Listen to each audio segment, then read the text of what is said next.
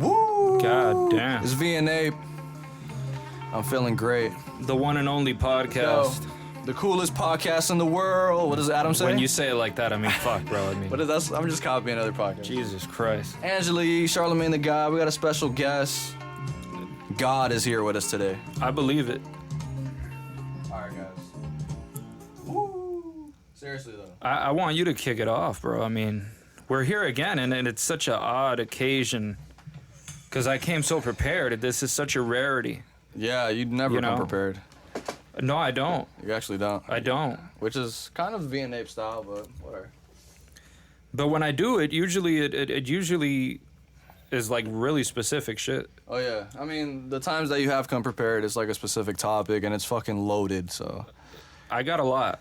I mean, But we got to start off with. We gotta go with the simple shit. We always. We can't just start off balls deep. You know, you don't want to just ram it in. You got to have some foreplay before. Oh, always. You know. Always.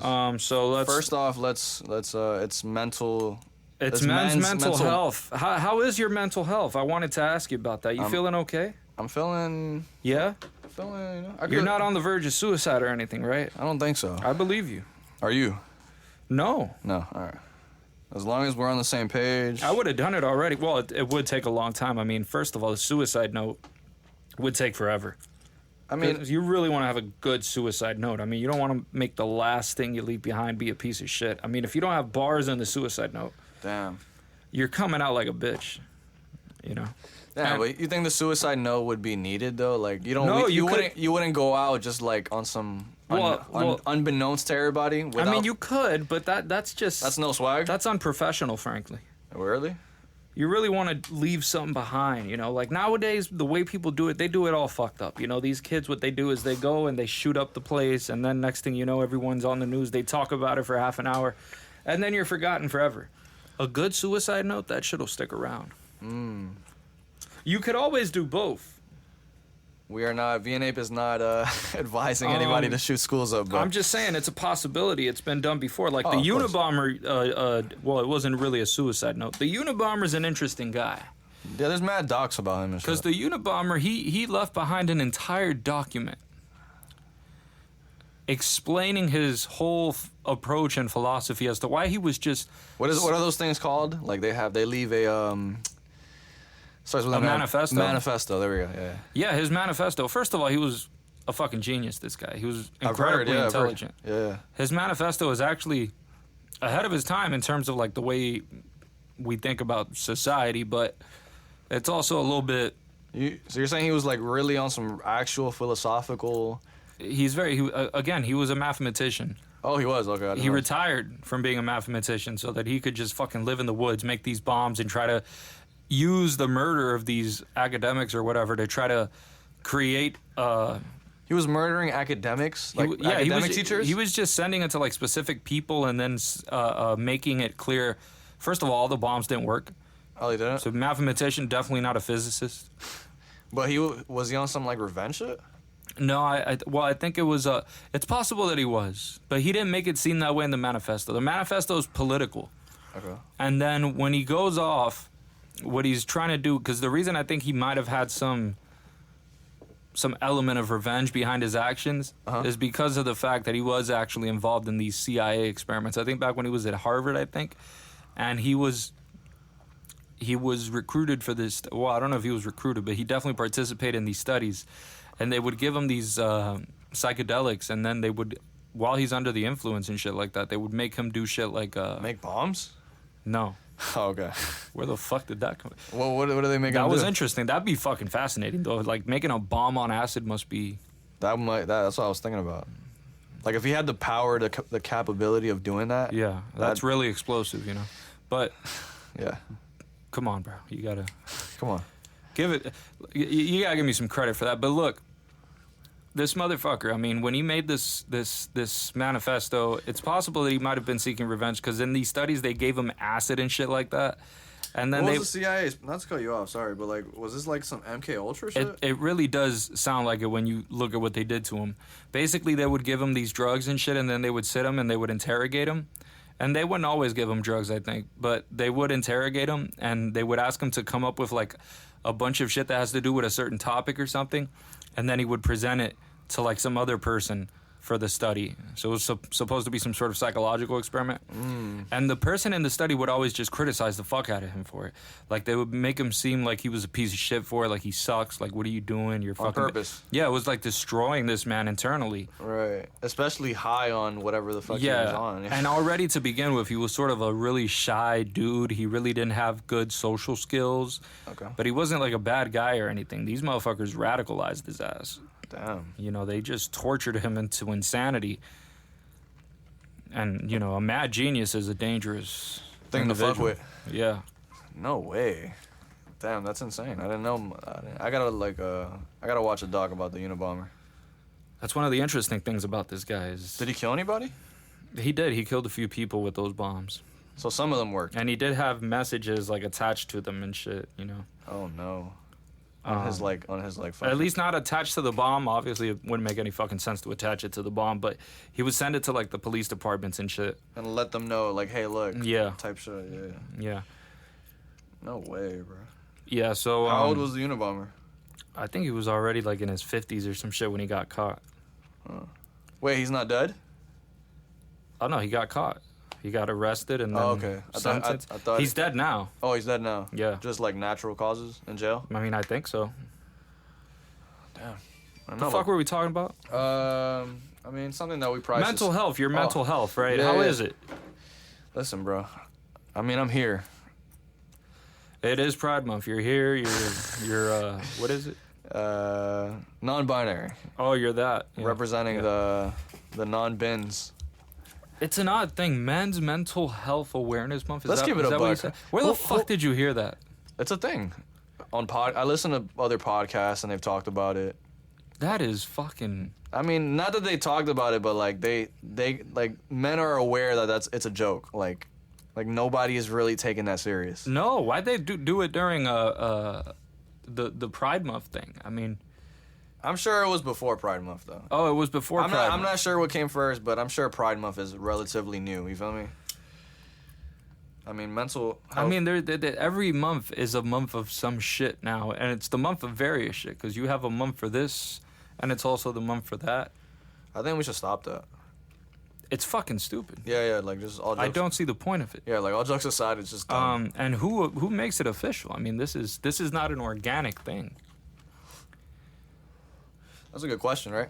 But like who is actually like deciding like, yo, if it's social media, it's terrible. Nah, it's the government. It has to be. Government is pretty pathetic when it comes to that sort of stuff. I mean, they try to make things official and it sounds fugazi as fuck. I mean, every month there is some shit. But go on. I don't know, dude. Fucking what could we blab about this week? What you guys want to hear? Oh, dude, I also just before we actually get into some shit, I don't know if you've seen, but there is a new option on the episode description. On the bottom of it, it says send a text message. Apparently, this is a new feature that our podcast provider has. Okay. Shout out to Buzzsprout. Where you could send, I think it's called like fan mail or some shit. So pretty much, they'll send us a text, and I think somebody already did it. I think Air. Like, okay. I think, because I got a message on my email, and I'm like, wait, what the fuck is this? And then it was somebody saying, you. And then I was like, yo, who is this? And it's like Air. And I asked him if it was that, but I didn't see if he replied or whatever. So it could have been him. Fascinating shit. But listen, guys, anybody listening out there, if you guys have any questions, like, this is the perfect way to, on the description, right below the description of the pod, there's a thing called send us a text message. Click on it, write whatever you want, and we'll literally talk about it on the pod. Just FYI. Did I tell you that I was in class the other day, right? It's for a master's program, and it's fucking ridiculous what's going on here. So they're asking us, we're having this discussion about implicit bias.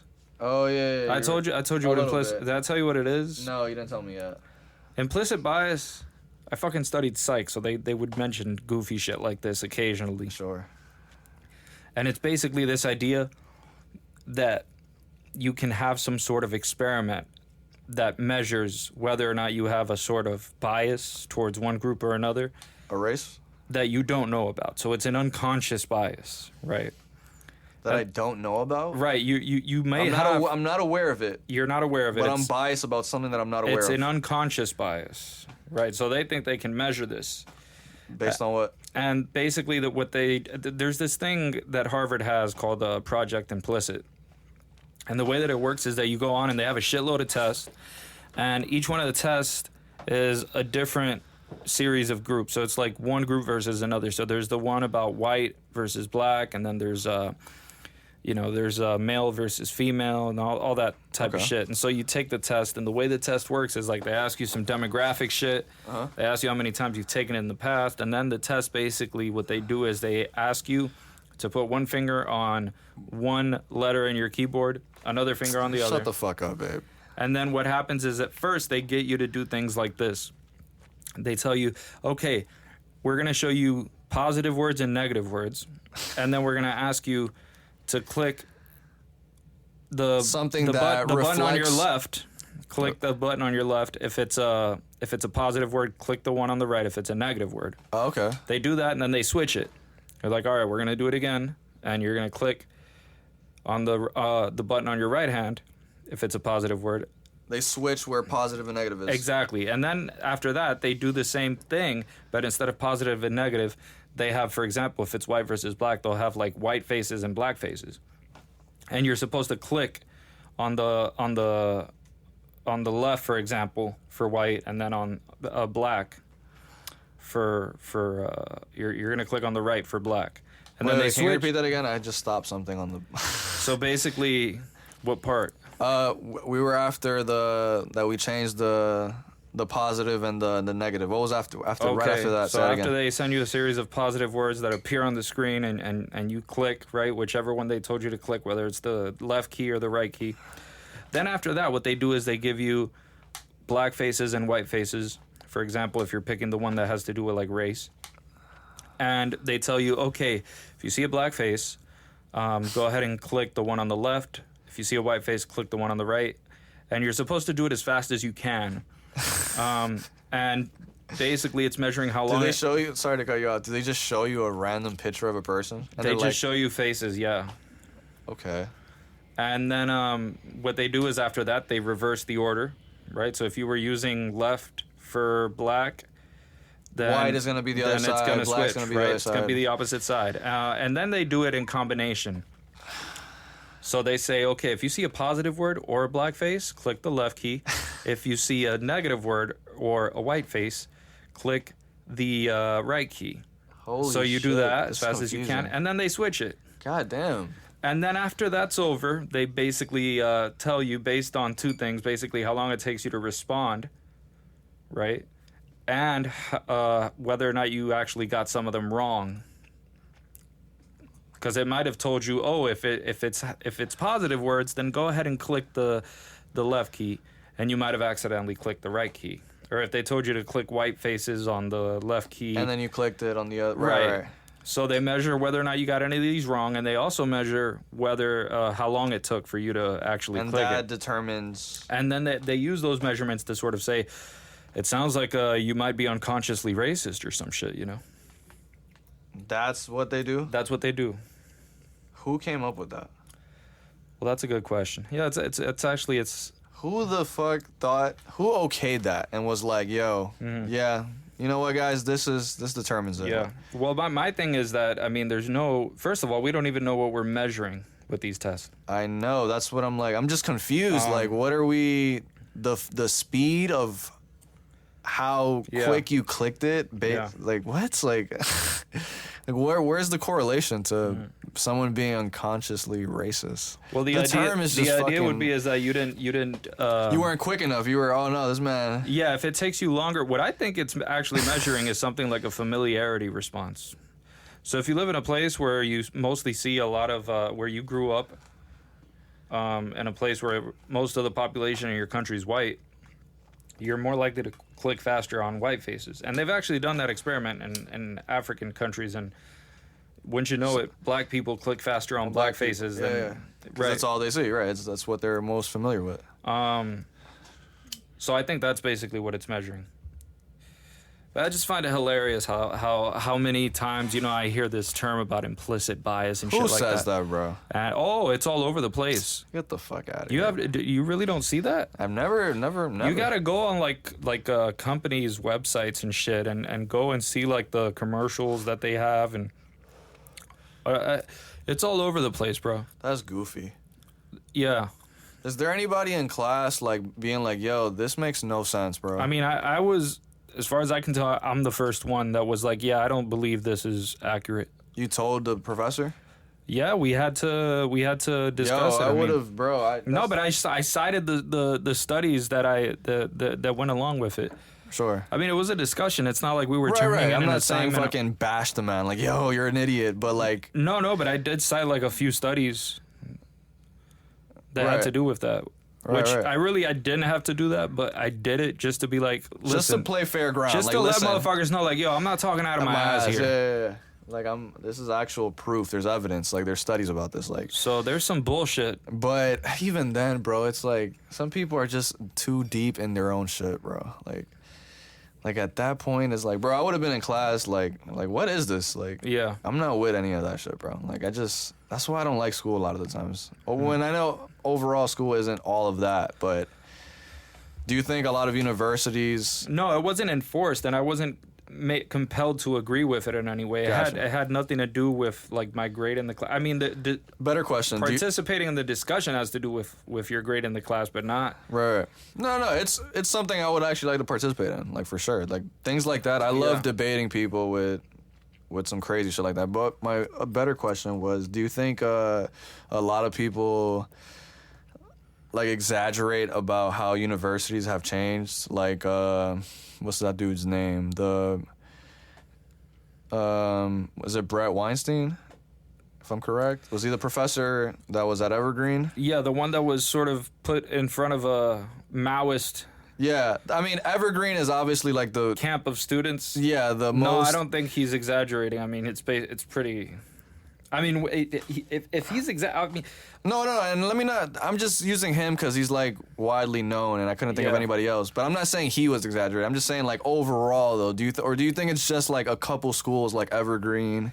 no, it's not a couple of schools. You would say it's like I majority. would say if you're a university, you're extremely likely to partake in this shit. Like, for sure. Just woke phenomenon all over the place. Yeah. Okay. And are there universities that don't partake in any of that? Yeah, I'm sure there's hopefully Now? a growing minority. You would say now? Yeah. And I mean minority, like seriously minority. Like very low amount. Yeah, that are not partaking as much Right. as they may have done so in the past. But you don't think that's you disagree with having those discussions? No, it's not that I disagree with the discussion. It's just that the way that it's presented as something Like fact? that's factual. And it's presented as though there's these ethical standards that are there. But it's called like what is it called in college terms? I'm sorry, I'm dumb. Like social science, whatever the fuck it's called. Like Social justice, you mean?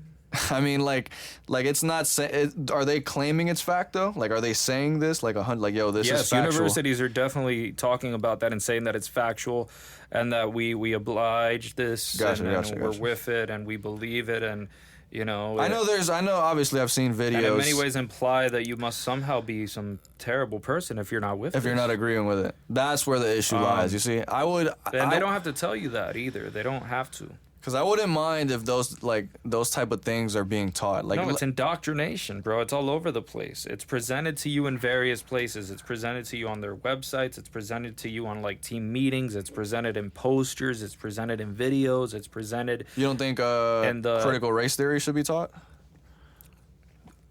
If it should be taught, Yeah.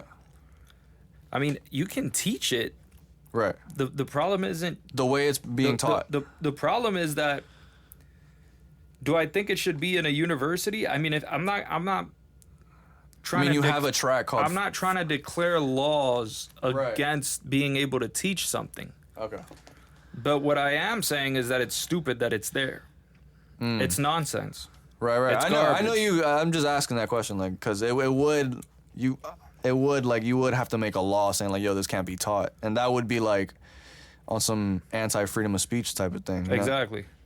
So that's where like the line is being like it's a tough one. Like now, in public schools, in public grade schools, no, I don't think it should be taught. What's any more than pedophilia should be fucking taught. You're saying the lowest grade should be like college? What do you mean the lowest grade? Like that's like the where it should be taught only? When you're an adult, if you want to learn bullshit, you can go ahead and learn bullshit if you feel like it.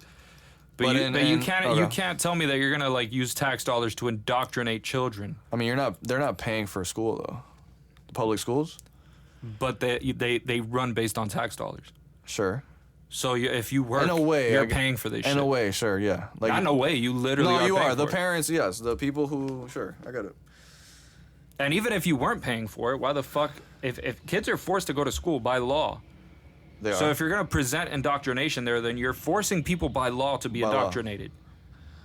Yeah, I don't agree with... So there should be laws against that. I don't agree with it teaching it to minors. But I do agree, like, if you are an adult... You could make your own dumb choices. If that's what you want to learn, go for it. Like, it's your... My thing is why... Because I think this is actually something that's not... It's not going to be fought in the battleground of laws unless it's some fucking revolution type shit.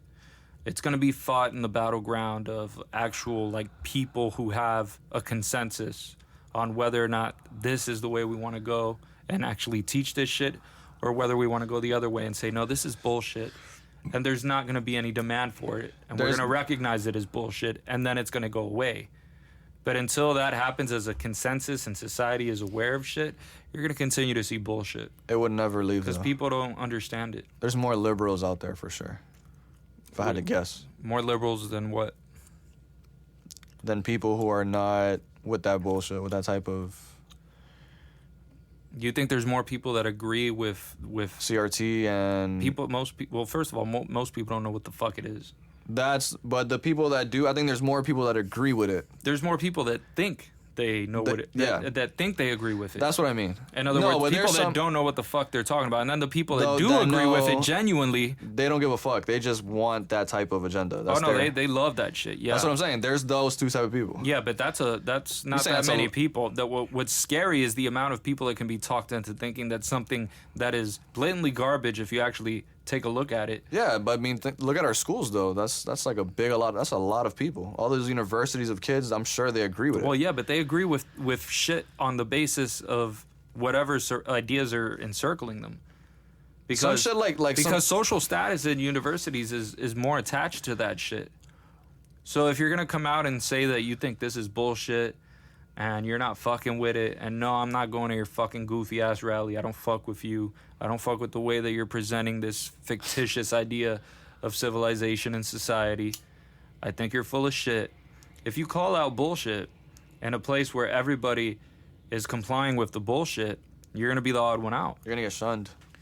Right? And people don't like that. They don't like being called names. My point was that though there's more people that, like you said, the ones that think they agree with it, and then the ones that then a bunch of James Lindsays. No, when I say they think they agree with it, I'm talking about like some dumbass who saw some bullshit on on MSNBC. And then he's like, yeah, bro, like this is it, man. Like critical race theory, that's some seriously complex scholarly shit. Like Charlemagne, like he fucking, bruh, every time there's like a guest that's like anti-CRT, anti-woke, whatever the fuck you want to call it, Charlemagne pulls out like the papers and bruh, I swear he's just reading shit. Like if the Democrats fucking sent him a fucking a script to fucking read and shit. Like it's so blatantly obvious. But now, I know this is random, but Charlemagne's actually like, cause he doesn't fuck with Biden. Right. So now he's getting kind of looked at crazy by the left. Just because he doesn't rock with Biden and he doesn't rock with Trump at all. So now he's like, he was on The View, and then people on The View were like, oh my God, like this and that. Like they were, dude, The View is fucking retarded. There is some low IQ shit in The View, bro. It's ridiculous. That shit like irks my brain, what bro. The fuck is that, bro? every time I see a clip from The View, these chicks, what is it? What's her name? Whoopi Goldberg. Oh, that bitch is hilarious. And like 4 other chicks. Some fucking middle-aged chicks talking garbage. Bro, dog, they don't know anything, bro. Like, it's so... Yeah, I can't watch some shit like that, bro. Like, I think that show runs off hatred. Like 100%. And I don't mean the people that are saying... I think it runs off the fact that people watch that shit to, like, hate it. Probably, yeah. There's a lot of that. Yeah, you like to watch the car show, but the car accident. But dude, they're super heavy on the CRT, the racism shit. Like, bro, like so many fucking clips where they're just claiming, like, they're just going with anything that anybody says about woke and all that shit. So shout out to The View. Okay. I don't know what else to say about that. That's interesting. That. But dude, I actually have a lot of shit to talk about. Hold up. I got some random ass shit. I was just thinking, like, rappers are like, they're really Second Amendment friendly when you think about it. Like, they're like the biggest. I mean, I wouldn't quite say it that way, you know, because rappers do have a tendency to like try to like kill you, you know, and yeah, but because they have guns on them. That's what I'm saying. But that's not really pro Second Amendment. If yeah, but if your reply to, you know, somebody that doesn't agree with you is, I'll just take the law into my own hands and murder you, because at the end of the day, the end result is you know, you dying for speech. Right. So that's not very Second Amendment friendly. All they did is take out the middleman in the police, and say, fuck it, the law won't kill you, so I will. I mean, yeah, but I just meant on some funny shit, not some real. But I get what you mean. Yeah, like, I just thought rappers love talking about guns, man. But that's not the only thing. I mean, I meant in the sense I could where say in favor of you, because I mean, it's also true that like rappers will just say some ridiculous, even if they're not killing people, they'll just say they got the strap on them. Shit. They got the strap on them, like it's. But then again, like you having a gun is fucking useful. It is. Like it's mandatory.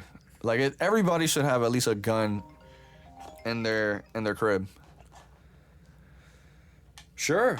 Like, just for... I mean, not every motherfucker. Right, obviously we don't want people that mentally are not capable of having... You don't want the bipolar dude having a psychotic episode. Right. Nothing like that. But, like, if you can get one, you should, you know, because you never know, though.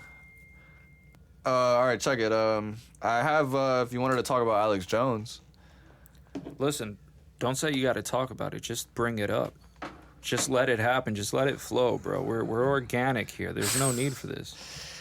We're some hippie motherfuckers. I actually deleted my Alex Jones tweet. What was your Alex Jones tweet? You know what? I'm actually thinking about, like, actually buying the subscription on Twitter to be able to, like, edit tweets. Because I hate that shit. I hate when, like, I write a tweet and then, like, I read it again and I'm like, didn't want to word it like that. Like, it's like, so... But anyway, I had tweeted something about, like, these people, like, kind of shitting on Alex Jones because he was crying on his show. Like, he broke down, like, on some random shit. Like, he was just breaking down, like, the kids, they're trying to take our kids. Like, he was really going through it, dog. I actually felt bad, genuinely. Mm. But then there was the people parading his downfall, which... I bring this up to say I said my deleted tweet, which was I forgot. It was to the degree saying that Alex Jones wasn't, like, responsible for Sandy Hook, anything Sandy Hook related, and then I put, like, shame on people who think like this or some shit like that. I forgot. And yes, people started hitting me up. Oh, I saw it. Yeah. Not through DM too. I'm like, yo. You got DM'd over this shit? I'm like, yo, fam, like, what is going on? All I said was I didn't even say anything crazy. So I'm like, yeah, people were, like, sending me links of... Motherfuckers got to get a day job or some shit. People were sending me links of, like... Oh, one of the responses was, one of the fathers had gotten harassed so much. Yeah. To the point that I believe he committed suicide off of that. Yeah, I do believe that it was... On the one hand, stupid for him to just start yapping about Sandy Hook like that. Or about any shooting. Oh, I agree. Listen, I just said he wasn't responsible. But at the end of the day, the fact of the matter is you're responsible for your actions, not other people's actions. But if there's a guy because listen, that guy. What he didn't say, he didn't ask anybody to go and harass these parents. Okay. That was my other take. That's on their fucking hands. That's the people that did that shit. Why didn't the guys that get her do the harassing get more? Because they're not the figure. They're not the main target. But I feel people though, because Alex is extremely influential. He is, yeah. But you can't be responsible for what other people do. I agree. Just because you're influential. Unless you take on the responsibility of being somebody who has to constantly watch his step with what he says. Like, if you're somebody like Joe Rogan, I don't think that man has any responsibility to fucking people. He's a fucking podcaster. He smokes weed on his fucking podcast. Alex Jones is basically a podcaster who does the whole journalism thing. Yeah. Right? And he does some sort of, reporting on shit, which, a lot of it is... There has been some genuine aspect to it. The Bohemian Grove shit is a genuine phenomenon. He was right a lot of the times. But in terms of you saying some shit, unless you explicitly called for somebody to do what you're being blamed for, I don't see how you just speaking shit is going to lead to crazy fuckers going around and just harassing families of the parents of dead kids. I mean, there's no sense in which you can blame Alex Jones for the actions of other people. What about the idea that he should be held responsible though? For what? For what he said. That was another. You can hold him responsible for that, but you can't hold him responsible for the suicide of other people, for the people that harass these parents. Do you think it was morally right? No. You don't think so? I don't think it was. For him lying? Well, first of all, I don't even know what he said. I've never seen... I think it was ridiculous for him to start doing so much, blind speculation. Coverage on... He was just doing too much fucking speculation about something like that. Can people not speculate? Of course they can speculate. I think it was a mistake on his part. You can make judgments about shit that anyone says. But if you're gonna be a radio host for that long and do that many hours on basically a daily basis, you're gonna fucking say ridiculous shit. Yeah, bro. There's just no way to avoid it. Seriously. You're fucking human. Seriously, bro. Us doing this pod, that literally just us one day where we do maybe an hour to two to something. Yeah. We say dumb shit. But to accuse him of being complicit in the suicide of one of these people, he was sued for defamation. Yeah, he was sued for defamation. Do you think that was morally right? I don't even know what the fuck to tell you. It's not even about Alex Jones, because I wanted to ask you in general about defamation. What's your thoughts on that? I feel like that's a very What, you feel like it's too subjective? Yeah, because it's bro, he could have just been speculating, which that's kind of what Alex Jones does every fucking thing. He just speculates. He's not saying things are factual. Right. But in a way, he still is, people did die at Sandy Hook, so it is considered a lie. I don't know. I was reading what people were saying, and just a whole bunch of different opinions and shit. All I can tell you is that it's fucking ridiculous to try to place the blame of what some crazy motherfucker who started harassing a parent. Yeah, I only think he got sued for defamation because it got so crazy to those levels. Right. Because say there wasn't some crazy fucker who decided to harass parents. I wasn't even saying that. Same shit. Yeah, he wouldn't have been sued. None of this would have happened. Right. They just found, I feel like the government was oh, we got him. We could get him with this one. This is the most, I don't know, It's kangaroo court shit. Yeah, it's... Here's the most fascinating part of that entire... case. So if you look at what happened, there's a certain point where the lawyer for the Sandy Hook families goes up and he starts looking at Alex Jones's lawyer.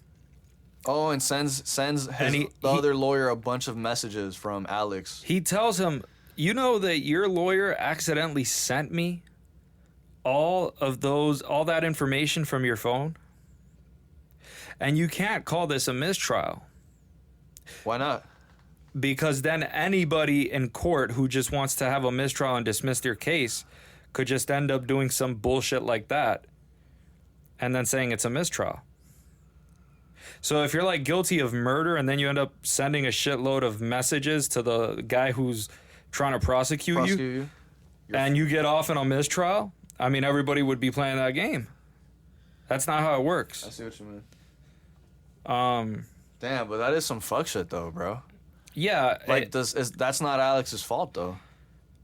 What, that he sent those messages? No, he didn't send them. You're saying the lawyer sent them, right?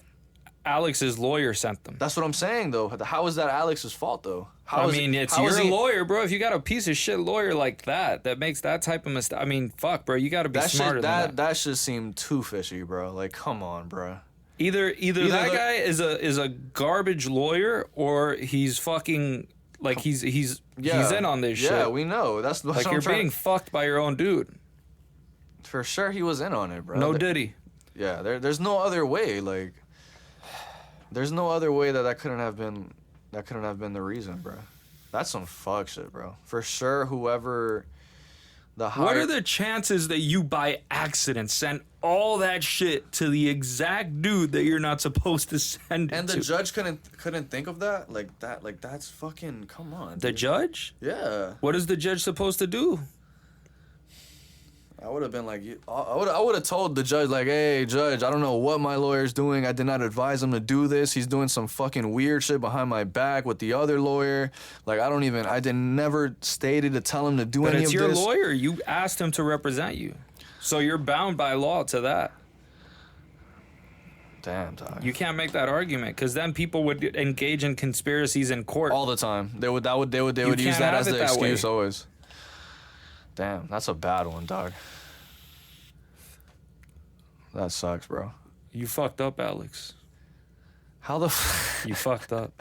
How the fuck do you get the lawyer to send? Oh my god, dog. Fam, I would have been livid. I can only imagine. Like, I would have been through the roof. I don't even know how I would have looked at my lawyer, bro. I mean, Alex looked at that point like he was having a stroke. Of course. I mean, it was incredible. That's crazy, dog. Damn, bro. Anyway. First of all, the fact that he found out, I assume he found out. I'm sure of it, yeah. In court, while the other lawyer is fucking, your prosecutor's telling you, yo, your homie, he's not loyal like that, you know? You're going to have to put the poker face on for real. I mean, that is brutal shit. But that's a real bad social setting to be in. Like, yeah, my nerves would have been through the roof, bro. But yeah, Doug, I guess that's all we got for Alex Jones, bro. Damn. Greatest Potter alive. What else is there to? Oh, I was gonna talk about the video you sent me about fucking Jack talking about free will. My thoughts was, I thought he was gonna go super philosophical with it. And then I realized he was just like talking about algorithms and how. Yeah. Explain, because I didn't really understand, bro. Well, I mean, the idea that you can be manipulated to such a degree that your consent can be manufactured. In other words, you can be made to agree with certain things or disagree with them. Based on the just algorithm? by a manipulation and an understanding of the way that you interact with the media that you consume. You're saying that based off all that, there are these computers or whatever, there's a way to... They can learn how to have a very significant influence over you, and this is artificial intelligence that not even the people who make it understand how it's functioning and coming out with the outcomes that it has. And it's only going to get smarter over time, whereas your brain is stuck in the same, mode of development that it's in, and it's going to get progressively worse as you age. So that's what he meant about us not having... That's what he means. It's also possible that he just doesn't believe in free will generally. And from a certain point, I mean, I can understand why he would say that, right? Because whatever it is that you consider free will, even if you're a compatibilist, you would consider free will to be, you're still responsible for your body and your actions and all that shit, because that's still you. Yeah, no matter what. Whether or not it could have been otherwise, it's still you it's still what you're doing. So you're the only person that can be held responsible for it. Right. You do something, you're going to jail for it. But if you have the whole algorithm setting it up, again, this is what I always talk about with technology replacing nature. And the problem is that, unlike nature, technology is dominated by other fucking people, which sets the stage up for incredibly creative fuckery Right. with other people, because you can use the technology to just sort of have people dependent to an increasingly scary degree Right. on the technology. And he was kind of saying about like how we kind of need our own algorithms, or just our like the option of having free will to like actually decide what we actually want to see on our phone. Yeah, if you're saying if you're gonna, don't make it covert, the manipulation, make it overt. Okay. Make it known that Like, this is what the algorithm's gonna do to you, and you selected for the algorithm to do this to you. Right. Okay. But if it's hidden, if it's discreet, if it's out of sight, because even if you have all of the even if it's open code, right, and everybody can see how the algorithm's working, it still doesn't tell you what it's doing, you know, to you and how it's gonna work. Because the people that made it don't know how the fuck it's doing that. It's AI, right? Yeah. So there's, goddamn. So eventually, over time, it's gonna be so fucking good. Oh, it's gonna be able to send you, you know, just in the background, some fucking article that you barely even notice. You think eventually it's gonna know what we're thinking? No, I think already it's very good at predicting what it is that you're thinking and what. Think about it like this: it's very good at predicting. I believe. I mean, for sure, because I'd be on Instagram and like, yeah, based on things that you like and per se or whatever the case is, content that's related to that, it's what's gonna be popping up on your feed. Well, yeah, but that's the most obvious version of it. The less obvious version is when, for example, you go on Instagram and then you realize that, you know, your information that about what you clicked on and how long you stared at it and all that shit is being used to determine the shit that you have on Google, for example. And then that the Google shit is being used to determine, you know, shit like on other websites, and that your information from WhatsApp or whatever is also being used. All adds up.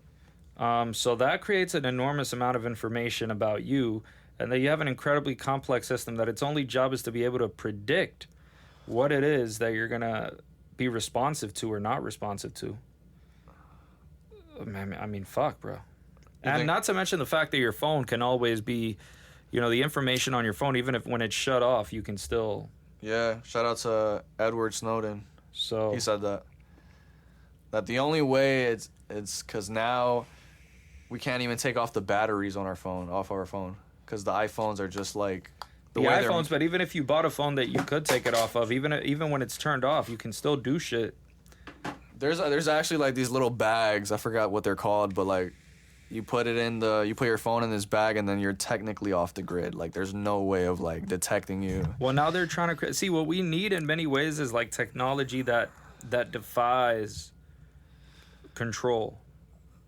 Right, technology that makes it more and more difficult. Checks and balances for right, technology that is opposed in many ways to the technological manipulation of human beings, and in such a way that that's balanced. And because we haven't fully figured out how to do the whole digital, we haven't figured out how to create a constitution of the internet the same way we figured out how to do a constitution of the United States, right? Well, I mean, I don't think that would ever work though. Well, it could work in terms of the technology we have, because I don't mean a constitution in terms of a law. I mean a constitution in terms of the way that the internet is constituted, the technology that's made available to people, the way things function, the way people organize themselves around AI and internet and communication systems. Right. All of that shit. We haven't really figured out how to properly make a algorithm. If you could create an algorithm, for example, right, that would be every bit as engaging, and I'm talking about impressions here, every bit as engaging and get the same amount of impressions as Twitter does, or more, by making people not feel like shit, but actually making people feel good. I was gonna say, what's the harm in that? And what? And what you just said, for example. What part of it? Like making this perfect, per se, algorithm that is making you feel good. Well, the fact of the matter is that it's also if you can give people bread and circus. It's a little metaphor there, and that can make them feel good, and that's a good way to manipulate people so that you can sort of fucking grab them by the pussy when they're not looking. Use them for their own purpose. Because you can still manipulate the fuck out of people, and have them in that sort of system. I mean, that sort of reminds me of like when Aldous Huxley created the novel Brave New World. Okay.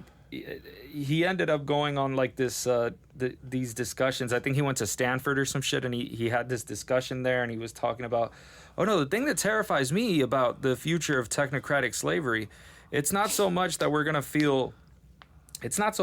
be miserable as slaves. No, it's gonna be that we're gonna love our slavery. We're gonna love being that way. You think it's gonna be too much dopamine?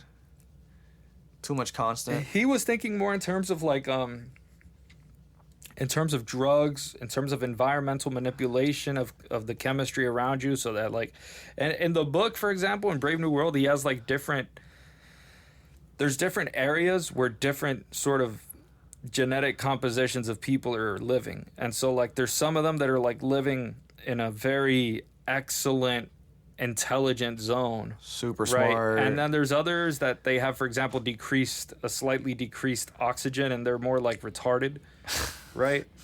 That's wild. So there's that. Okay. So you have all of that shit going on, and so that's a bunch of classes. Well, genetic classes, right? Because this idea of like money and shit, we don't work like that anymore. It wouldn't and be. Aldous Huxley's novel. This is a novel. Right. So he's saying that eventually money's R.I.P.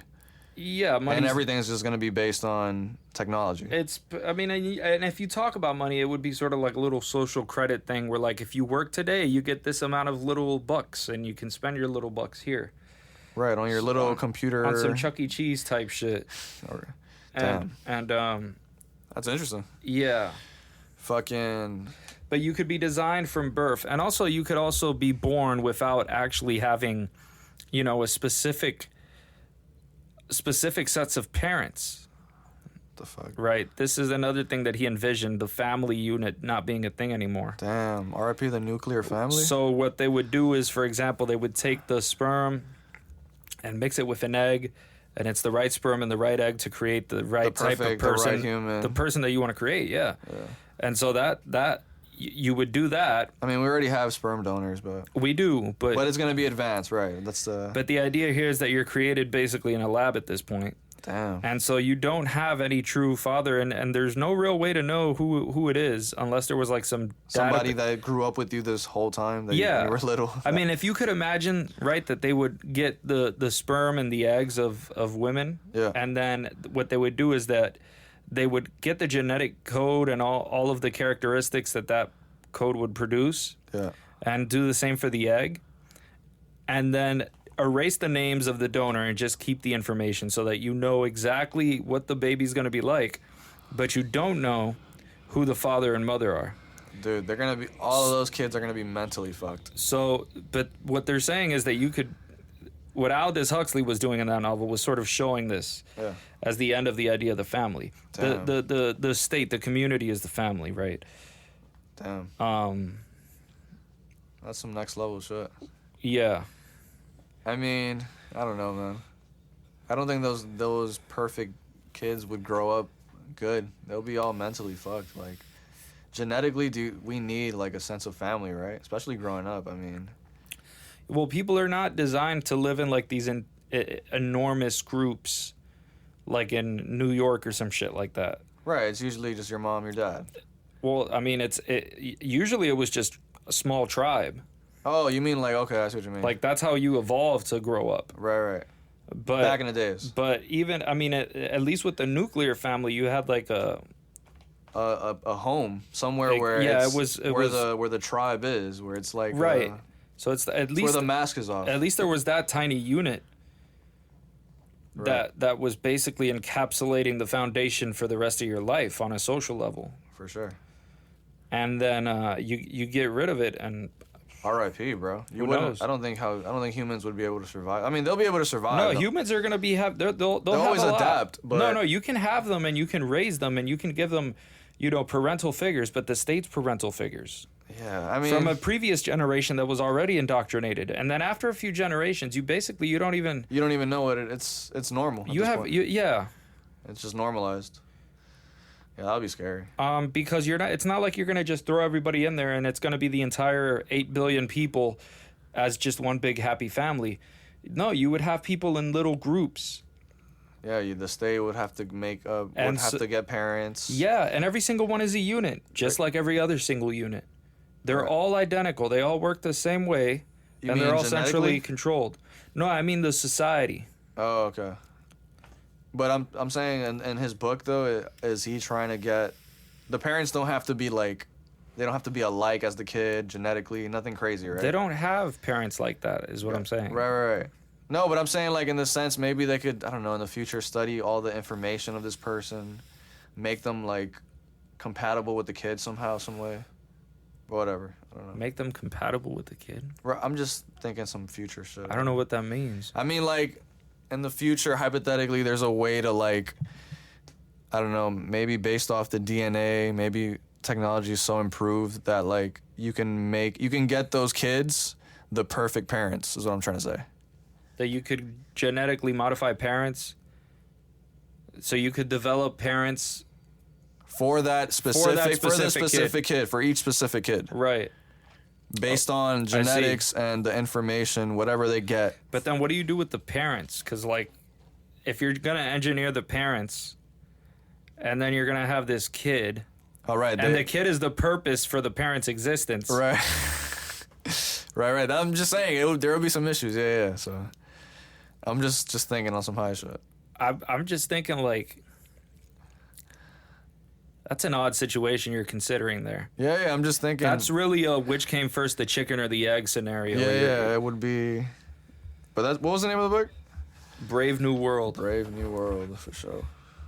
Sounds cool.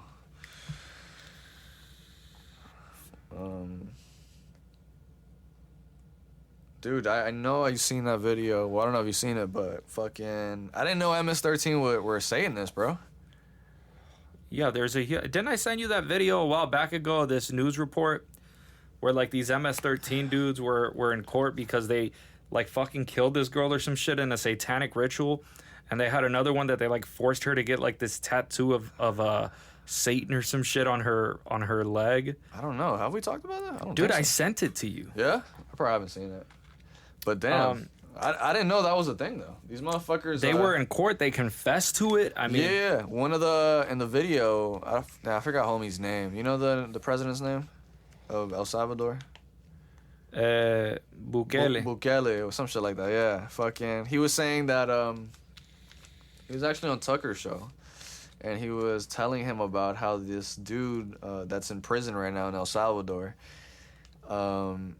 like he got arrested for killing people, whatever. And he said that he eventually left the gang because he had to, I guess the gang was telling him to go, they said it like this, the beast wants a baby. Right, they wanted him to sacrifice a baby or some shit. Yeah, it's to Satan. But I mean, they have been in the news, and it's not like on some fucking, this isn't Alex Jones' show for everybody who's skeptical. Right. I mean, this is... Yeah, but there's not much coverage on that on the West, or at least in America. No, there's not. Because I never heard about that. Maybe I just did. I don't remember when you sent it to me, but I did send it to you. But yeah. even then, we talk about some niche. They shit. were in court. It was on court. Okay. And they did testify to it. They were like, yeah, damn. They stood on business. They interviewed a bunch of people. They interviewed fucking police. I think I mean, it's fucking wild. The shit they found in the house. There was an altar. Why do you think they're doing that though? I can't even tell you, bro. Who knows? That's interesting, bro. I never heard of like a gang like incorporating fucking Satan into their like. That's some next level shit. Like, right. I wouldn't fuck with those guys. Like, yeah. I did see this report the other day about the prison, because you know that Bukele, what he did is like he. What are your thoughts on that? Have we talked about it on the pod? We have, yeah. Yeah, we have, right? And what he did was basically a little fascist. Well, let's talk about it. Go for it. He got all of these MS-13 members, and he just locked them up and gave them a life sentence. Basically saying, no, if you're a member of the gang, you're not getting out. Ever. And they did have in El Salvador the highest crime rate in the world. It was literally the murder capital of the world. That's insane. So I can see why it would be very easy for us here, where there's, to some degree, the rule of law. Yeah. To say, no, you can't do that. But when you have a country that doesn't have a rule of law, where the gang is the law, You think it's justified? what situation could you develop What else could you have short done? of war Yeah. to get rid of that? His point was also like him trying to figure out what to do since like shit was going down in El Salvador. Right. Fucking murder rate was so high. He had to like eventually. You can't reform them, by the way. Yeah, I was gonna say because It doesn't work like that. I forgot how many people he said was in El Salvador. I think it was 6 million. And when he did the whole arrest thing, he said 87. There was 87. Was it fatalities or like 87 people died from the government, and I forgot what he said, but he was like, because he was having a meeting with his people, and he was like, "Damn, what do? We got to figure this out. Like this is getting out of control." And he was like, "We prayed." Okay. We prayed, and that's it. I don't think that was it. But Yeah. No, he said that was the first thing on the. Not that he prayed, but Oh, you're talking about the 3-point of the plan he had. the plan he had was like first s- seek the wisdom of God or some shit. Yeah, and Tucker was like fucking glazing. Oh, he loved it. He busted at that He's moment. like, yeah, I never even heard a leader say that before. yeah. Like, He was definitely. If he was a lady, he would have been wet. Yeah, no, for sure. Nah, but what do you think about? Do you think his approach, like, that's all he had to do? Like, there was no other option for him? Like, that's kind of what he had. I don't know if there was no other option, but I'm just trying to see what other option it's being compared to. Because it's very easy to say, I don't like what you did, without saying, here's what you could have done instead. He was saying that, like, he was comparing it to the U.S. since there's so many people in the U.S. He was like, one day they had, I forgot how many deaths they had, but it would have been like if there was like 5,000 deaths on the U.S. in a day or some shit. So that was like like he was trying to compare it. I think I forgot what the number he said, bro, off the top right now. But yeah, he said that's what they had to do, and I mean, he says that eventually they're gonna have the court dates for everybody that they arrested, and the people that are actually innocent, they're gonna let go, and then they're gonna just jail the rest, that people that are actually guilty. Right. Now that's a little, dictatorish. Right. There was no state.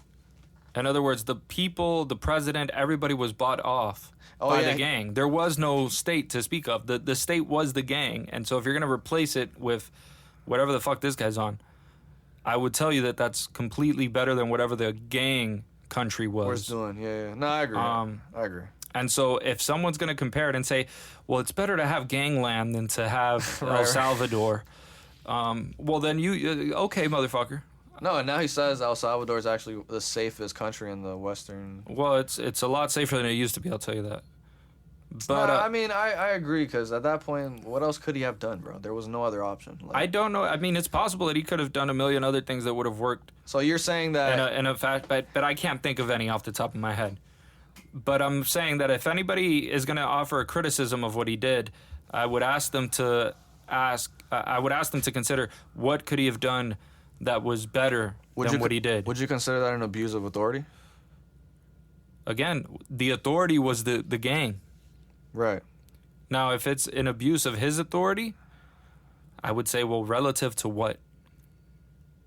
I mean, if it's relative to how El Salvador was... To giving them a fucking pat in the back?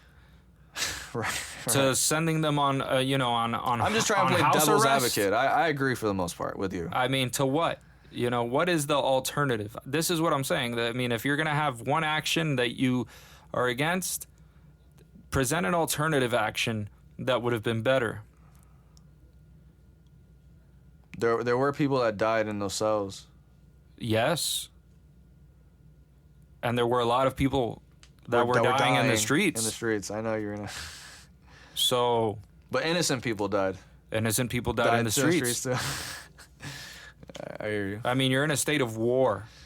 If you're going to talk about it using the rules of regular civilization, let's say El Salvador, it doesn't apply the same way. Let's say El Salvador wasn't the murder capital. So then what is the argument? I mean, we have Is it justified then? we have regular murder rates, so let's just lock up everybody in this gang because we don't like them. No, I don't think it's beneficial. I don't think but it involves, with the way he did it, it involves innocent people getting arrested as well. Because not everybody that he arrested, obviously. Yeah, but you're saying, what if it wasn't the murder capital of the world? What do you mean? If it was what? Let's say it just wasn't as bad as it was. How bad are we talking? Do the gangs run the country? I mean, the gangs don't run the country in the U.S., but there's a lot of... Yeah, but they don't run the country. Let's say they don't run the country then. Yeah. Let's say it's U.S. based. Yeah, I would not do that here. No. Okay. I wouldn't do it in England. Right. I wouldn't do it in countries where you actually have the rule of law, where gangs are not controlling the country. Right. Okay. No, I agree for the most part, bro. I really can't. I'm trying to think of other arguments. El Salvador was in a state of war. Yeah. When a gang was in control. In a state of war, you're not going to have... Look, the United States, right, before they developed the Constitution, it was in a state of war prior to that. Okay, you didn't have the Constitution. You couldn't use the rules of the Constitution because there was none. There was no rule of law. When you're in a war... Was El Salvador always like that? No, I don't think it was always like that, but it's been like that for a while. But it's been like that more than long enough. Gotcha. It's been like that for quite some time. Yeah, he was even saying, like, the gang ran the prisons and, like... Well, of course. At that point, it's like, prison's not even prison. It's like on some, like, Pablo shit. When Pablo was just, like, he had his own jail. Yeah. Bringing the homies through. Yeah. That's a wild... Yo, he lived one of the wildest lives. Well, I could tell you what I did see, though. I saw this one report about El Salvador when this reporter, he went into the prisons that they're keeping these guys in. And it's amazing because you see all of these guys and they're sort of chilling there, but the second that the guard, like, looked away, the dude stared at the camera and he started pointing up the gang signs with, like, this malicious-ass face. It's like, motherfucker, you've been here and you're getting... I mean, this is how committed you are to this shit, right? You're... And that's the other thing is, like, you're catching bodies if you're an MS-13. You're not there... Like, if you're not initiated into the gang, fine, but they're going to have you catch some bodies. That's wild, bro. Okay, you're not going to get there by not catching bodies. You have to catch some bodies. This is what you do. No, yeah, they're not playing around, though. That shit is wild, bro. Being a gang member must be one of the wildest. I would compare what happened there to a very organized war. Okay. In the sense that, like, if you think about a war, think about World War II, and if you would have been like, well, we can't really, send our troops there. What if innocent civilians die? I mean, well, at that point, what the fuck are you going to do? I see what you mean. What are you going to do exactly? I guess that's a good analogy, yeah. I just don't see the... No, I was just playing devil's advocate to try to, someone's got to do it, We agree on a lot of things, bro, so... Would you say everything is based on experience? That everything is based on experience? Yeah. I have a hard time understanding just reducing everything to experience. Because then what are thoughts? Now, of course, Hume would say something like, well, there's simple ideas and then simple impressions and right, all the shit you combine the simple ideas to create complex ideas. All these things in your head. And so all of that is just, he's trying to see what is the source of this shit. Right. But of course, I mean, it's a completely different era that we're living in. Because he's sort of just considering things as though you could just grab the raw experience that people get and deduce shit from. Well, yeah, basically just deduce shit from it. I mean, that's how the world works, though. Right, but the problem is you can't just deduce how the world works Based off your experience? based off just fucking having this philosophical game that you play with yourself, because that actually lacks observation. In what sense? In the sense of, if you're gonna do the type of shit that Hume did and say, oh, there's common sense. Why is there common sense? Because I fucking feel like it, bitch. And this common sense, let me tell you about it and how it works, and deduce shit from it, right? So you're gonna have this principle that you can't even demonstrate empirically. Okay. Yeah, it's not valid, it's not reliable, it's not even fucking well defined. And you're gonna fucking try to discuss how human nature works as a result of that. It's like there's some serious problems with that, pal.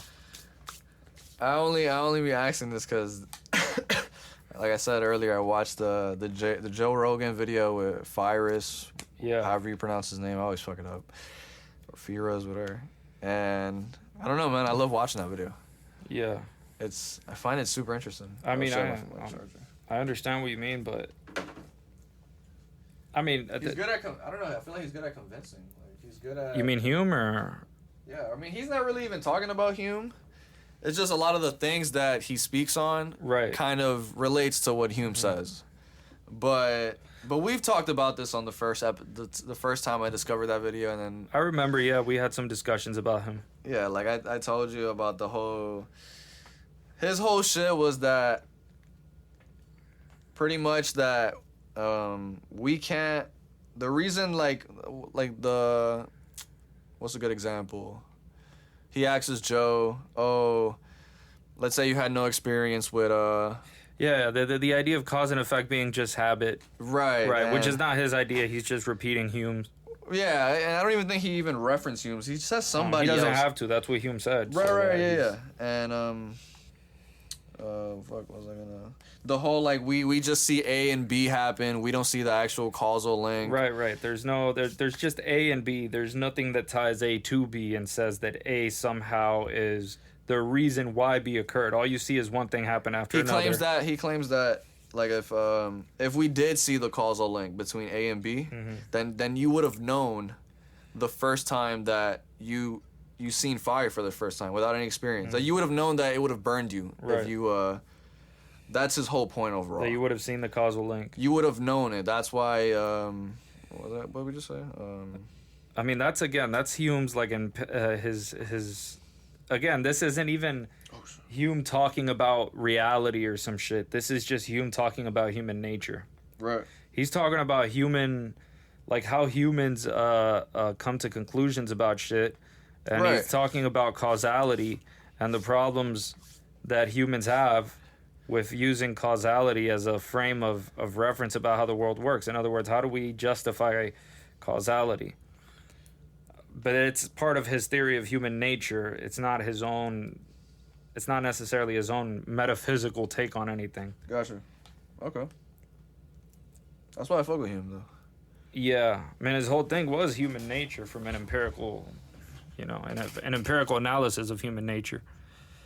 You said you got a couple notes on Hume, right? I got a lot on Hume, bro. I did. I do want to give a shout out to, of course, the Stanford Encyclopedia of Philosophy, but also this YouTube video that I did watch. I can't remember the name of the channel right now, but it was the YouTube video is called Hume on the Standard of Taste. Okay. Because I mean, we already talked in the past about. I think we've talked about this. We've talked about Hume's his theory of induction. What is it called? The problem of induction.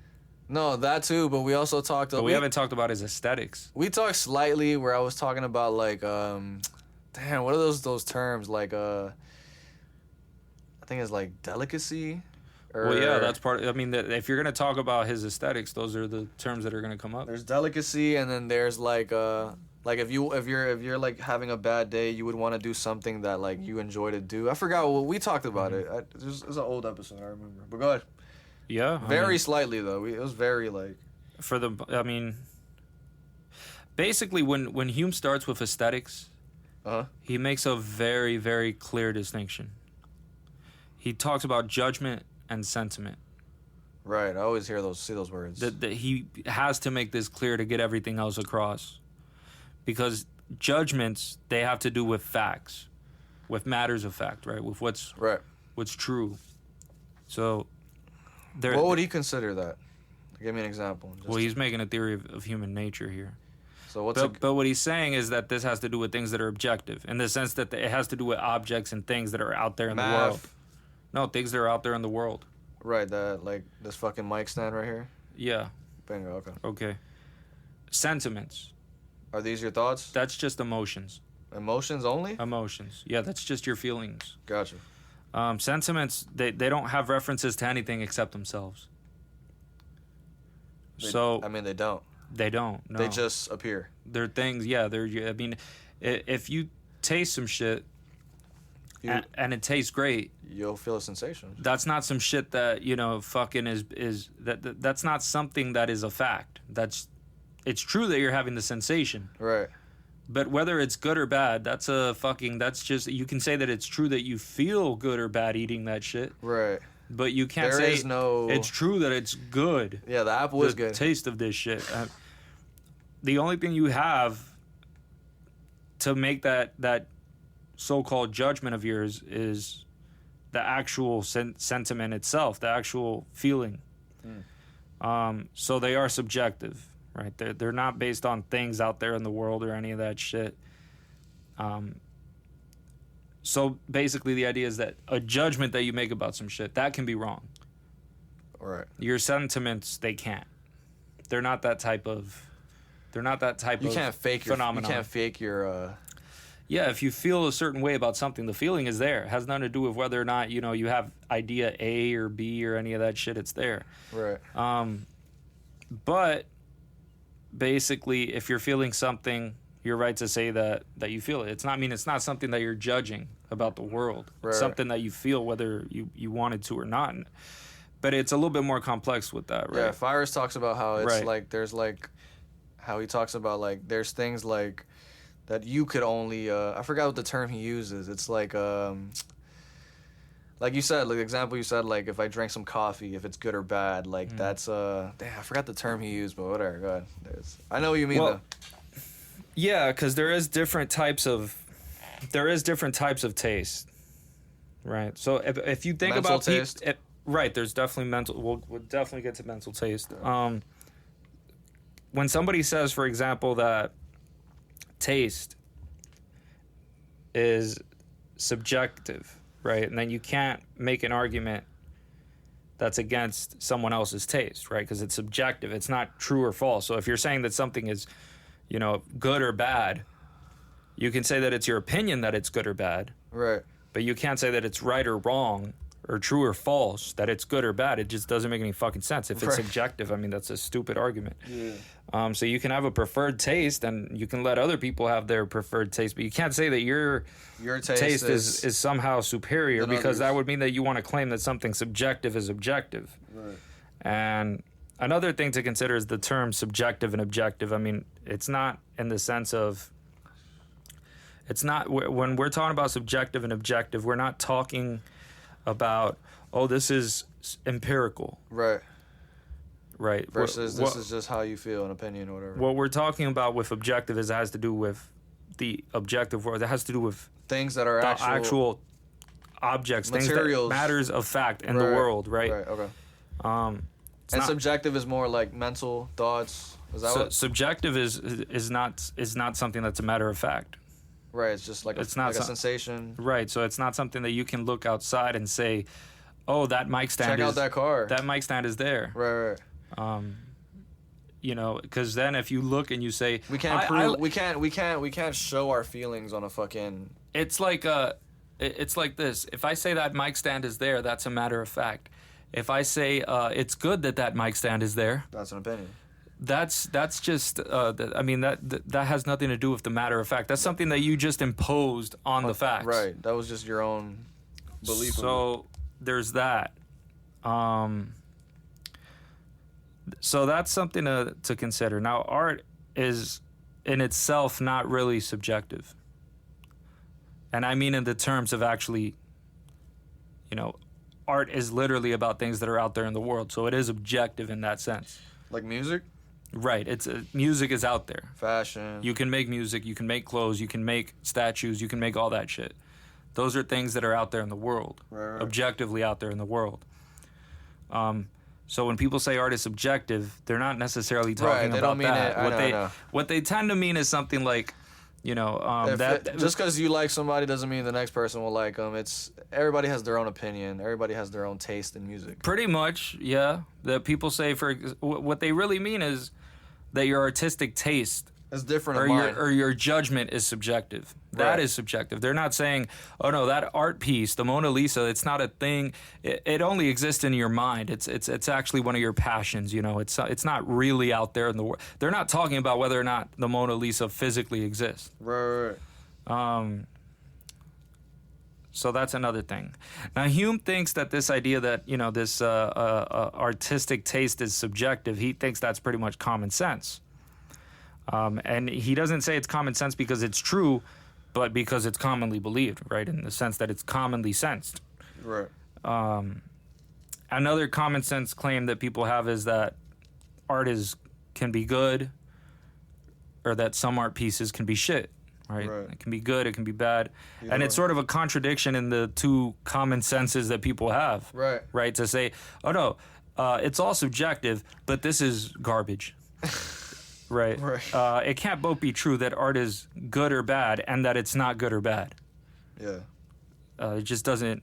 It's a clear contradiction. So since Hume is concerned with human nature, he sort of wants to reconcile the idea that common sense sees art as subjective, and that it also sees that some art is either good or bad. So he's trying to reconcile these things. That's the issue he's going through. He's going off. He really is trying to do this. Okay. That seems a little... And it's difficult. Yeah, I was You going to can say, that imagine. seems a little complicated. Yeah, but I mean, this is the causality guy, right? Right. The induction man, or the problem of induction man. What he does is he comes up with what he calls a standard of taste. And Hume basically reacts to these contradictory claims of art being, subjective on the one hand, and then being either good or bad on the other hand. Specific art pieces, for example, being either good or bad. He reacts to that by saying that there's universal principles of taste. There's universal things in one's taste. And they may not be exactly the same for everyone, but they are pretty much almost the same for everyone. Okay? And then he goes on to say that not everyone, in fact, most people, very few people, are not qualified to make judgments about art because they haven't developed these principles of taste. Okay? So what he does is he sets out to try to... I wanted to ask you, what's an example that all of us, he claimed, have? Oh, we'll get to the that. Yeah, okay. we'll get to how you can refine that. Yeah, because I'm a little... Yeah. Well, like I said, he thinks that not many people are qualified to judge it because they haven't developed principles of taste. I agree with him a lot on that. Yeah. For sure. So Hume, what he does is he tries to explain how you can develop these principles of taste towards art. And he says basically you have to practice and refine them. But to be clear, he's talking about judging art, not about making art. Just judging it. Yeah, like you got to be a good fucking critic. Like you got to know what you're talking about. Yeah, if you're gonna if you're gonna be qualified to judge art, you got to know a lot of it. right? Because he is thinking about human nature, and he's saying, well, not everyone's making a fucking statue or some shit, right? Yeah. But everyone is pretty much capable of seeing or touching or interacting somehow with the statue with their sensory shit. Right. And so everyone can be, somehow have a sense of whether or not something is beautiful or ugly. Right. So he says that there's some reasons why people don't recognize that some art is better than others. Gotta hear Whether this. or not. Gotta hear this. Here's 5 of them. Oh, 5. There's right. 5, yeah. So number 1 is a lack of delicacy. Let me tell you what I mean by that, because that sounds like some bullshit. It says we often lack a delicacy of the imagination. Right? It says that Hume says that beauty has to do with sentiment, in other words, with feeling. But some things are fitted by nature to produce certain feelings. Okay? A delicacy of taste is something that you get by getting in touch with those qualities that naturally produce certain feelings. And you can actually become good at noticing how certain things affect your feelings. You can one of the examples that people like to give is literal taste, like literally the sense of taste, right? Tasting something. So they talk about wine tasting, for example. So if you're not a wine taster, you don't really have a refined taste. And so you go and you try one wine and you try another one, and it's like, all right, they're both wine. Yeah, it's like what's the difference here exactly? Yeah, that's everything in life though. You gotta have experiences. You gotta be able to fucking. That's why the wine taster guy is a fucking pro, because he's tasted this shit a million times. He understands the subtle differences of each wine. Why this one tastes like that? Why this one hits like that? Like, right. Yeah. No, I agree. And since Hume isn't talking about literal taste in the sense of like your sense of taste, but he's applying that same. But that's an example that you can give that sort of reflects what we're talking about here. Yeah, it's a good way to put it. Yeah. So.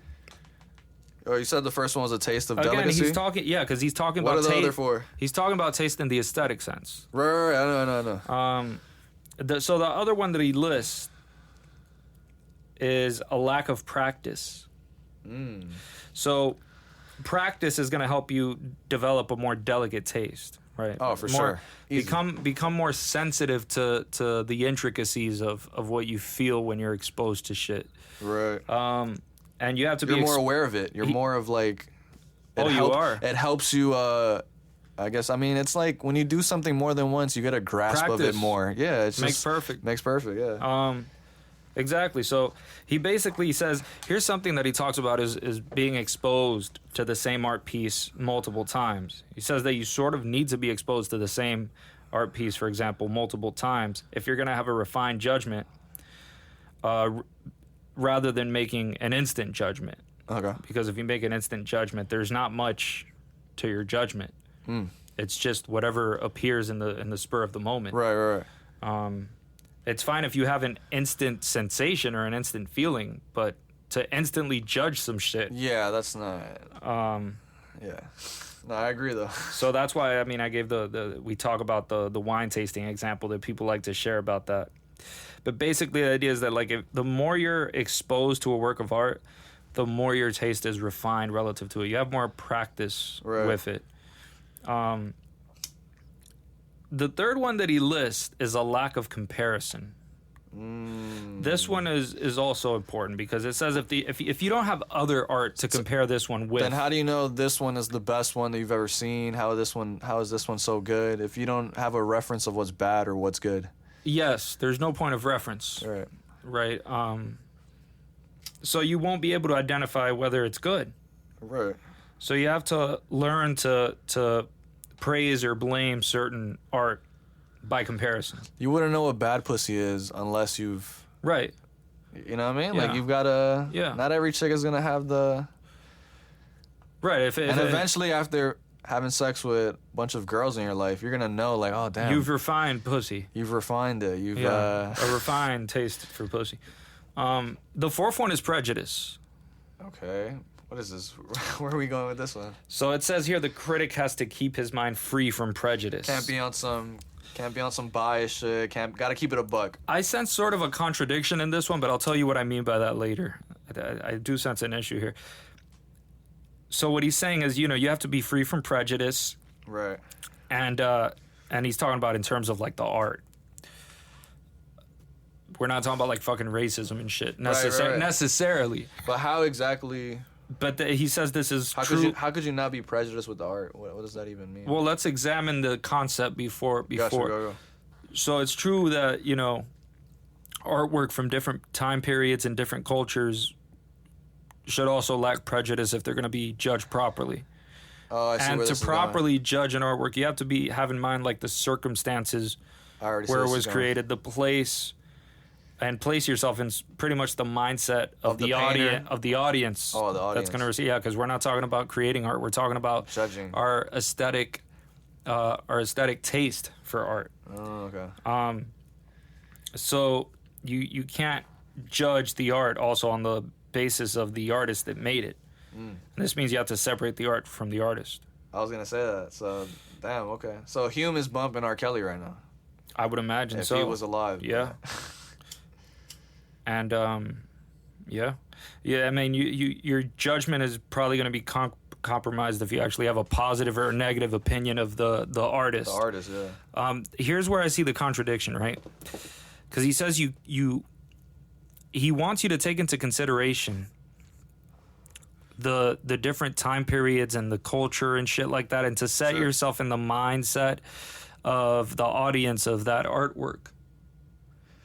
But he also wants you to lack judgment towards the artist. But I agree with him, though, actually. I actually don't think it's hypocritical because... So here's... Because... Yeah, go ahead. Because I know R. Kelly is probably one of the greatest. Yeah. Like, he made really good music. Mm-hmm. Like, no matter what he did. Yeah. And I feel like that's a good way to put it because there's going to be people that are extremely judgmental off the rip and never even listen to an R. Kelly song. And I'm not saying go support him. No, I agree with that. You know what I mean? Like just because you're so prejudiced just off that, because he did some fucked up shit, Yeah. no matter what he's going to put, it's like, oh no, but bro, this man has made classics. So I kind of understand where he's kind of coming from. Maybe I'm wrong and I perceived it wrong. I think that he's asking you to have prejudice from the perspective of others. Like understanding where he was coming from type shit? No. What I mean by, look, he wants you to eliminate prejudice towards the artist. Sure. Right. But he also wants you to place yourself in the mind of the audience that would have received that art and the time that it was made and the culture that it was made. Oh, I see what you mean now. Like, and so that is hypocritical. Then. And so you are placing yourself, not individually in terms of the artist, but sociologically, culturally, in terms of the time frame. Right. In the perspective of somebody else that was going to appreciate that artwork. Right. And so that's going to cloud your judgment in any way that you think about it, because basically you're looking at it favorably from that person's perspective. Because if you're in that person's culture, then it's going to make sense to you. I was going to say, it's only based on what that audience's culture is or who they are at that time or whatever art was made. I don't know if it's only based on that, but it's something that you have to consider the artwork from that perspective. He's just saying we should. He's saying that you should. I mean... And I think that doesn't I don't disagree. But then why eliminate the artist from the art? Maybe he's just saying that we need all the perspectives in order to get the redefined taste. Say you like the culture. No, you could like it or not like it. If you like the culture, that's going to bias your opinion towards it anyways. But I guess he is right in many senses, because he does start with saying that you don't want to have prejudice. And right. And if he means that generally, then you have to understand the other side. But then what I'm asking is, why do you have to see it from the view of the culture and the audience that would have received it in order for it to be a refined taste? What's so special about that makes it refined versus not refined? Why isn't that just some shit that you just decided to mention there and place there? Maybe, like I said, maybe just to get the perspective from that audience, that culture. I'm not saying I disagree with the idea. I think it makes sense, perfect sense but I also think it makes sense to examine the artist, because I think it also often makes the art more enjoyable. But he is saying that, though. No, he's saying you have to separate the art from the artist. You can't have any prejudice meaning prejudge. Right, but you're saying that knowing the artist and like knowing about him and this and that makes the art even better? Absolutely. I mean, don't get me wrong, it can make the art pretty shit too. You know, that's not I don't know if that's like for sure though. Like, I don't know. It's not necessarily for sure. It just, this is the other thing. It depends on the individual. It's not necessarily going to have the same impact. But you're claiming that knowing about the artist, about the person's life, let's say you didn't know. I often enjoy that type of shit. You know, like if I know that a certain painting was made by a certain person based on, this such and such thing that happened in their life, I instantly feel more appreciative of the painting. Because you know of the person. And it adds to the painting itself, because now there's something, now there's a context that you can add to the art itself. Versus a painting that just looks super cool. It adds so much more to it. No, you're right. I agree. But I mean, again, he's not saying that you can't understand the artist and shit. He's saying that you can't judge the artist. Just judge the artist, but also understand the audience that is Right. that is perceiving, however they're perceiving the music, Right. or whatever the art is. It's interesting, yeah. Yeah. So I'll just leave that part at that. All right. The last point that he talks about in order to really develop your refined taste is having a lack of good sense. He says that's one of the reasons why people are just not qualified to judge art. A lack of good sense. A lack of good sense. Let me tell you what I mean by that. So basically, mental taste. We'll get back to mental taste too. All right. Mental taste involves reason. Let me just clear this up right now. When we're talking about taste, we're talking about two different types of taste. And Hume has mental taste and bodily taste. Okay. And they have some things in common and they have some differences. So mental taste is basically the one that has to do with making aesthetic and moral judgments, because mental taste can be changed and refined with ideas. With how you just think. With ideas, exactly. And how time passes by, you might think of it differently. And it arises in response to ideas that arise in response to impressions. Sheesh. Let me expand on that a little bit. Yeah. So you have mental taste because you end up having ideas about the art Right. that arise from the impressions. In other words, if you look at a painting, You had some thoughts about it. you get something. the sense impression. Right. And then you have thoughts about it. And then you may look at it again, or you may get another sense impression, and then you may have other thoughts. Right, and right. then you may have just additional thoughts in combination with other shit that happened in your life. Right. And all of this shit combined. So it's not like just one thing. There's a lot of interactions That's between... like the idea of like music linking, like certain songs linking to certain memories. Yes. You know what I mean? Yeah. Like you think of a song and it's like, Yeah. oh shit, the song is even more special because of the moments that are linked to that song. You maybe were hearing the song while a really good moment was happening in your life and Exactly. Yeah. type shit. So basically, yeah, all those things are combining together. Yeah. Not necessarily in one particular order. It's almost like they're interacting with it's each other just- constantly. Right. It's just a mess And, in your brain. You're like, The other taste is basically bodily, sensory. And it has to do with things actually, with your taste immediately for something. right. Um, Like you see something immediately, oh shit, Yeah, bomb. Like there is exactly. no thought about it. It's just kind of you I mean, like it or you don't, right you, there. You see some horrific looking chick walking down the street and you say, God damn, she's ugly as fuck. You don't stop and look at the Let me refined. see if she's actually, like yeah. Right. Right, you just have instant. That's You just have an instant reaction that's to bodily size. it. That's bodily, yeah. That's not a very refined. And it does have to do with the immediacy of sensations. In other words, there's a feeling that comes immediately Right, putting your hand on fire. after it's there. Yeah. Like oh shit, like you didn't think about like being burnt or like feeling burnt, like it just. Yes. Yeah. I mean, you can have a immediate sensation of pleasure or disgust when you taste a certain wine or eat a certain food. I mean, you can't. That's not necessarily something. I mean, you can change the way that you think about the taste, After. but the taste is still there. Right. It's like the first thing that happens and then yeah. a thought. Yeah. You know what I mean? Like it's like You can refine it to a degree, but it's not really. See, because once you refine it, then it's not an immediate thought thing. because it's already an Yeah. experience you've had multiple times. Exactly. So it's like yeah, you already know what it's gonna lead to, kind of. Um. So it would be like more like first time things. Yeah. Like your first time going somewhere, your first time eating this fruit. Or So like, now that we know what mental taste actually means, right? It has to do with that complex interplay of taste that can be refined, that those feelings Right. about art that can be refined. what is it? Aesthetic thoughts. judgment. Yeah, it's aesthetic judgments, Aesthetic judgments. but again, these are mental Mental taste. judgments, Mental judgments. Gotcha. mental taste, in other words.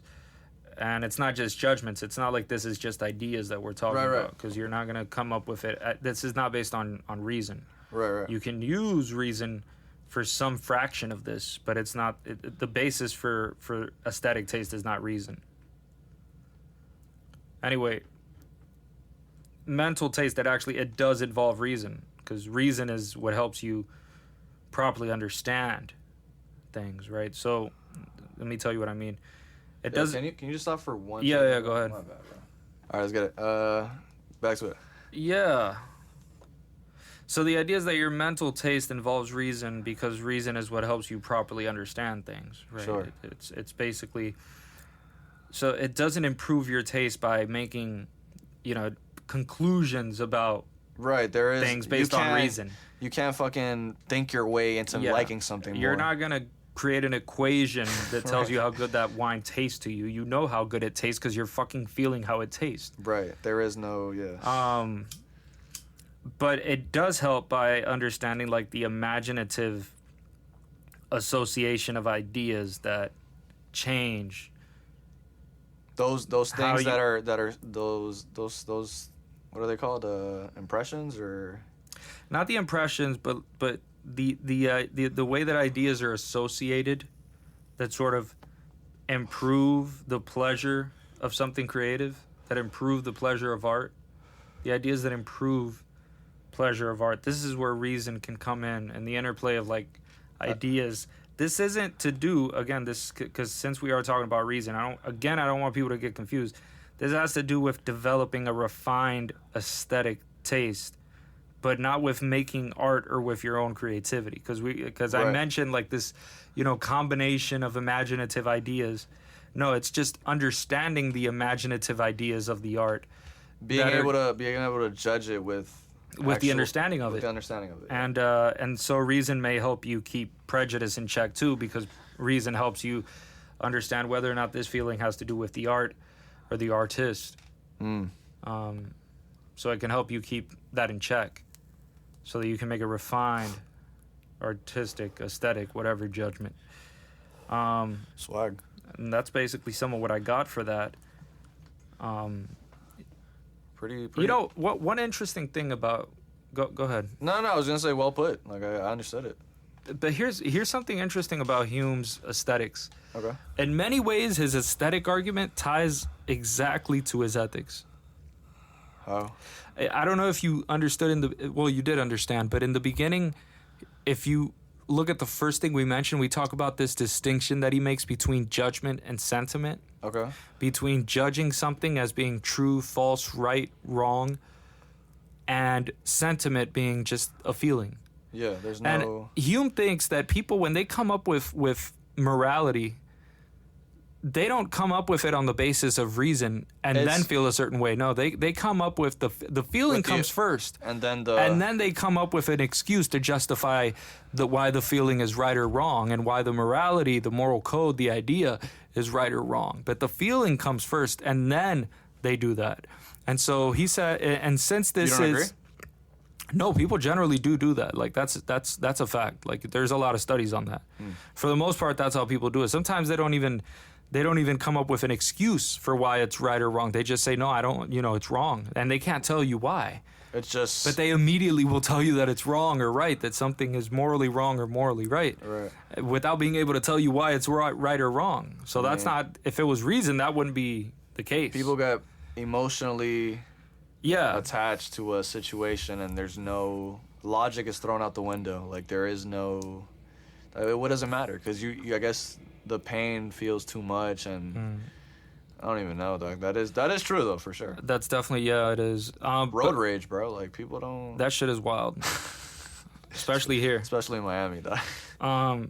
But I'll tell you, I mean, it's true that there's a lot of overlap in Hume. I mean, basically, it's almost like his aesthetics is an extension of his views on morality in terms of human nature. Because what Hume is doing there with ethics and how humans form ethics is he's saying you come up with the feeling first, and it's not that you come up with it comes to you, and then you try to justify it using reason.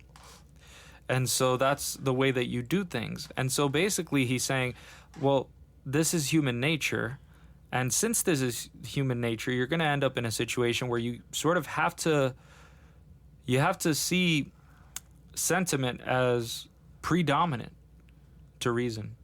Reason is not the leader here. Right. Sentiment is, feeling is. Because it's not like we're making. And again, since he's saying in these aesthetics, in terms of aesthetic taste, how to refine aesthetic taste. A lot of this you could overlap with just an ethical decision making sort of situation. Not even ethical decision making, but your idea of what you find to be repulsive. In other words, what you find to be morally good or bad. Right. What you find to be reprehensible, what you find to be a beautiful act. Because just like you can, judge art as good and bad, you can judge what people do as good or bad. Yeah. And in other words, what I'm saying is a lot of the shit that he's saying for aesthetics, he also believes for ethics. Because they're both based on sentiment. Right. They're both subjective.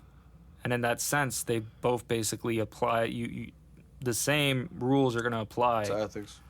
Yeah. Damn. We gotta definitely dig So there's a lot of layers into it. to the rules that he's setting out in aesthetics that are also going to be there for ethics, Do you think which is really complex and impressive. he's overall right though? Well, I think he's right about some of it. I mean, definitely right about the idea that people generally tend to come up with first the feeling, which they don't come up with, it comes to them. And then they try to use their capacity for reason to justify the reason, if they do it at all. Right. So sentiment, feeling, emotion is the thing That's that... the number one ruler. That's of humans. Exactly. That's the thing that's out Comes there. first, and then we... In terms of ethics, at least. Right. In terms of moral judgments. Right. I seen a video about this where, he explains that something about somebody murdering somebody. Yeah. And first you get the feeling that, I guess, murder is wrong, and then you try to, pretty much what you just said, and, I forgot who it was. Some philosophy guy dude on YouTube, but we kind of got to go, bro. We do, yeah. Well, guys, we'll be back next week. Thanks for listening. It's been an honor. Peace. Peace.